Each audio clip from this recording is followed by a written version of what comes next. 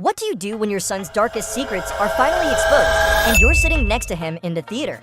For Martin Sheen, watching aka Charlie Sheen wasn't just viewing a documentary, it was a confronting reckoning. Hi everyone, I'm Celebrity Flair, and today we're diving into a deeply personal moment. How Martin Sheen, legendary actor and father, reacted to watching his son Charlie's new Netflix documentary, aka Charlie Sheen. The two-part film, directed by Andrew Renzi, pulls back the curtain on Charlie's rise, fall, and his fight for redemption. It premiered on Netflix September 10, 2025. Stick around because we've got moments you won't want to miss, including what Martin said after the screening, and a reveal from Charlie that left viewers stunned. But first, here's how it all unfolded. Imagine being the director of a documentary so raw that when you screen it for the subject's father, you feel like you're in front of the US president. That's exactly how Andrew Renzi described sitting next to Martin Sheen while watching one of the early cuts. The filmmaker told The Hollywood Reporter that Martin was the scariest person in the room. It's not hard to see why. Martin has lived much of that life. The fame, the pressures, the family dynamics. And while he didn't participate in the interviews for this documentary, his presence is felt throughout. Here's a key point. Martin, along with Charlie's brother Emilio Estevez, chose not to sit for an on-camera interview. Martin didn't want to tell his side of Charlie's story. His role was something quieter, more subtle. Renzi said Martin wanted Charlie to have his moment to speak freely without having to counterbalance every narrative with his own version. But that doesn't mean Martin was removed from the story. Renzi found a way to put him into the story that he felt was almost better.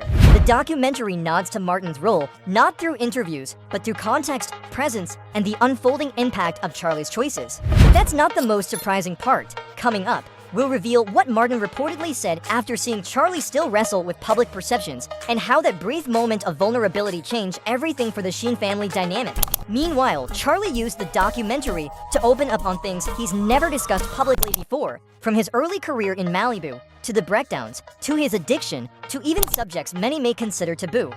AKA Charlie Sheen shows him sober, reflective, and determined to reclaim his story. The film includes interviews with his inner circle, Denise Richards, John Cryer, Sean Penn, among others. Pause for a moment. I'd love to know what you think. Do you agree that sometimes staying silent can be more powerful than speaking up? Comment below. Is Martin's decision not to do interviews a sign of strength, humility, or something else? So what happened when Martin watched the documentary? Renzi said that though he was uneasy, ultimately, Martin was supportive of the final result. He wanted to see his son tell his truth. He didn't need to relive every painful detail, especially not in public interviews. Martin's support wasn't about agreement with every revelation, but about giving space. It was about love and letting Charlie have the floor. That act in itself carries weight. And here's what's even more fascinating. In just a moment, I'll share something Martin apparently wished had been included or handled differently, something the documentary touched on, but perhaps not enough. There are subtle gaps. While Charlie opens up about addiction, rehab, his sexuality, and his relationships, Martin's voice, though present, is not direct. There's no formal interview, no on-camera defense or counterpoint. Instead, it's quiet love, presence without fanfare. Omissions that speak louder than words. Some viewers see this as painful, others see it as an act of preserving dignity. For Charlie, this is both confession and catharsis. For Martin, perhaps a moment of recognition that the son he knew, all the public scandals, all the private hurts, now gets to define his own narrative. For the audience, a reminder that honesty doesn't always require confrontation. Sometimes it demands patience, nuance, and compassion.